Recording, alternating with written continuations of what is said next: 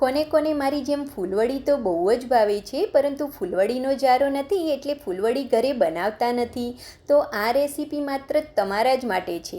જો તમે એવું વિચારતા હોવ કે આપણે ગાંઠિયાનો જારો, ફૂલવડીનો જારો, કેટલા અલગ અલગ જારા ખર્ચા કરીને લાવીશું, એના કરતાં તો ફરસાણ માર્કેટમાંથી લાવવું સારું. તો ના, એવું બિલકુલ પણ ના વિચારશો. માત્ર આ રેસીપી જોઈ લો. હેલો ફ્રેન્ડ્સ, જય શ્રી કૃષ્ણ, રાધે રાધે. સ્વાગત છે તમારું મારા કિચનમાં. તો સૌપ્રથમ ફૂલવડી બનાવવા માટે આપણે એક મોટું વાસણ લેવાનું છે. તેની અંદર આપણે અડધી વાટકી જેવું તેલ લેવાનું છે. અહીં મેં સિંગ તેલનો ઉપયોગ કર્યો છે. તમે કોઈ પણ તેલ લઈ શકો છો. તે જ માપથી આપણે અડધી વાટકી જેવું દહીં લેવાનું છે. દહીં આપણું થોડુંક ખાટું હોય તેવું લેવાનું છે. તેની સાથે આપણે 6 મોટી ચમચી ભરીને ખાંડ ઉમેરવાની છે. તેની સાથે આપણે 4 મોટી ચમચી ભરીને કાશ્મીરી મરચું ઉમેરવાનું છે. 1.5 ચમચી આપણે મીઠું ઉમેરી દઈશું, અથવા તો ટેસ્ટ મુજબ આપણે મીઠું ઉમેરવાનું છે. થોડીક આપણે હિંગ ઉમેરવાની છે. હવે આ 2 મોટી ચમચી ભરીને મેં મરીને થોડાક દરદરા વાટી લીધા છે, તે અંદર ઉમેરી દઈશું. આ 3 મોટી ચમચી ભરીને મેં વરિયાળી લીધી છે, તેને પણ થોડીક દરદરી વાટી લીધી છે, તે અંદર ઉમેરી દઈશું. તેની સાથે મેં 3 મોટી ચમચી તલ અને 2 મોટી ચમચી ભરી ધાણાને થોડાક દરદરા વાટી લીધા હતા, તે પણ અંદર ઉમેરી દઈશું. તેની સાથે આપણે અડધી નાની ચમચી કરતાં પણ ઓછા એટલે કે 1/4 ટીસ્પૂન આપણે લીંબુના ફૂલ ઉમેરવાના છે. સેમ માપથી આપણે 1/4 ટીસ્પૂન આપણે પાપડ ખાર ઉમેરવાનો છે. જો તમે ખાવાનો સોડા લેતા હોય તો તમારે 2 ચપટી જેવો ખાવાનો સોડા લેવાનો છે. તેની સાથે આપણે અડધી નાની ચમચી ગરમ મસાલો ઉમેરીશું. હવે બધી જ વસ્તુને આ રીતે સરસ એવી આપણે મિક્સ કરી લેવાની છે. તો આ રીતે કન્ટિન્યુ 2 મિનિટ માટે આપણે તેને હલાવતા રહેવાનું છે, જેથી ખાંડ આપણી દહીંની અંદર સરસ એવી ઓગળી જશે અને આપણા બધા જ મસાલા સરસ એવા મિક્સ થઈ જશે. તો આપણી બધી જ વસ્તુ સરસ એવી મિક્સ થઈ ગઈ છે. તો તેને ઢાંકી અને 10 મિનિટનો રેસ્ટ આપીશું. 10 મિનિટ પછી આપણે ફરીથી ખોલીને ચેક કરીશું અને એકવાર આ રીતે સરસ એવું હલાવીને મિક્સ કરી લેવાનું છે. તો હવે બધી જ વસ્તુ આપણી સરસ એવી મિક્સ થઈ ગઈ છે. તો ફૂલવડી બનાવવા માટે મેં આ 2 કપ જેવો જે ચણાનો મોહનથાળ માટેનો લોટ આવે છે તે લીધો છે. દરદરો ચણાનો લોટ આવે છે તે લીધો છે. આ લોટ તમે કોઈ પણ કરિયાણા સ્ટોર ઉપર કે ઘરઘંટી ઉપર તમને મળી રહેશે, અથવા તો તમે ઘરે ઘરઘંટીમાં પીસીને પણ બનાવી શકો છો. આ લોટને આપણે વધારે પડતો દરદરો રાખવાનો છે, જેથી આપણી ફૂલવડી સરસ એવી બનીને તૈયાર થશે.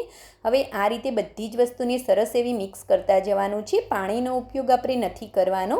તો આ રીતે આપણે દહીં અને ખાંડનું જે પાણી વળશે તેના લીધે જ આપણો લોટ બંધાઈ જશે. અત્યારે મેં બિલકુલ પણ પાણીનો ઉપયોગ નથી કર્યો. તો અત્યારે મેં બિલકુલ પણ પાણીનો ઉપયોગ કર્યા વિના આ રીતે મીડિયમ થીક લોટ બાંધીને તૈયાર કર્યો છે. તમને જો જરૂર લાગે તો 1 થી 2 ચમચી પાણીનો ઉપયોગ કરી શકો છો. હવે લોટને ઢાંકી અને 15 થી 20 મિનિટનો આપણે રેસ્ટ આપવાનો છે.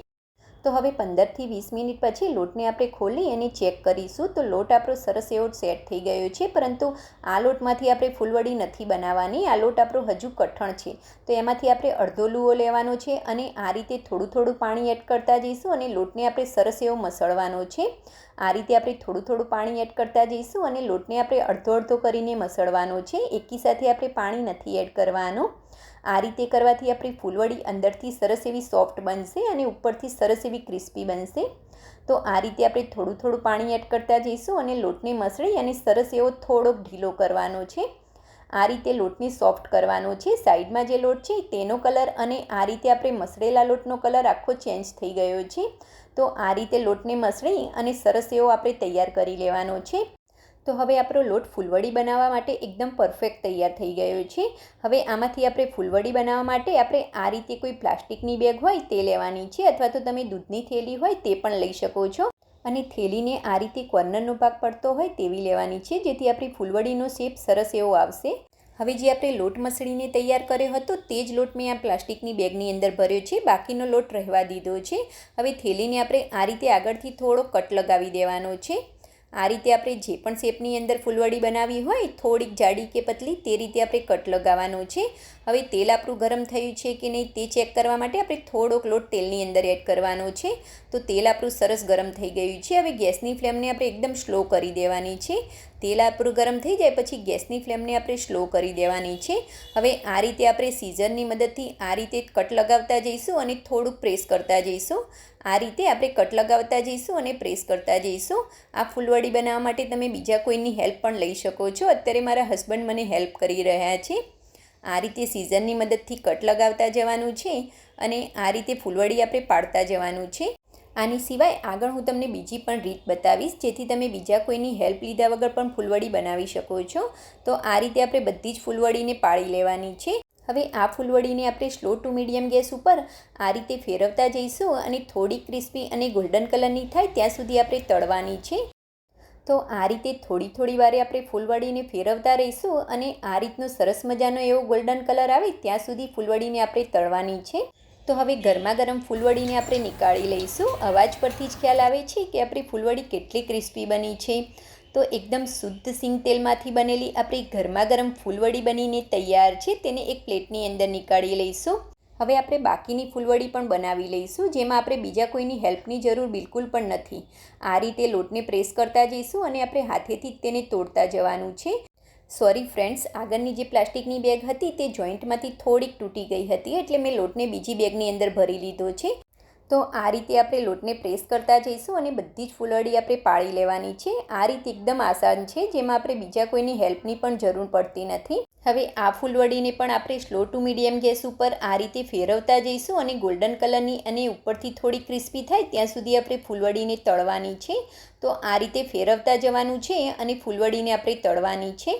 ગેસની ફ્લેમને આપણે સ્લો ટુ મીડિયમ જ રાખવાની છે. હાઈ ગેસની ફ્લેમ ઉપર આપણી ફૂલવડી તરત જ લાલ થઈ જશે. તો માત્ર 2 જ મિનિટની અંદર આપણી ફૂલવડી સરસ એવી ગોલ્ડન કલરની થઈ ગઈ છે અને ઉપરથી થોડી ક્રિસ્પી પણ થઈ ગઈ છે. તો તરત જ આપણે તેને નીકાળી લઈશું.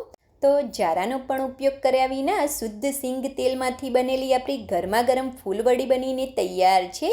તો ફ્રેન્ડ્સ, આટલી સરસ મજાની રેસીપી તમારી જોડે શેર કરી છે, તો વિડીયોને લાઇક અને ચેનલને સબસ્ક્રાઈબ કરવાનું ભૂલતા નહીં. જય શ્રી કૃષ્ણ.